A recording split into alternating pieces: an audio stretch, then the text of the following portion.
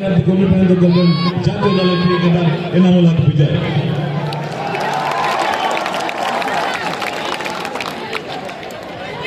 আসসালামু আলাইকুম।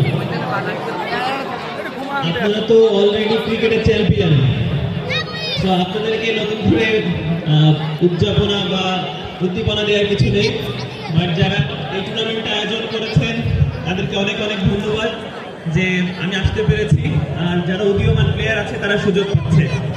অনেক খুশি হয়েছি আপনাদের সাথে দেখা করতে পেরে, অসম্ভব ভালো লাগছে। এরকম টেপ টেনিস টুর্নামেন্ট আমি আগে কখনো দেখিনি। ইনশাআল্লাহ নেক্সটে যদি এরকম টুর্নামেন্ট হয় আমি খেলারই চেষ্টা করব। আর আপনাদের কৃতি সন্তান তানভীর, তাছাড়া আরো অনেকে আছে যাদের জন্য রইল শুভকামনা।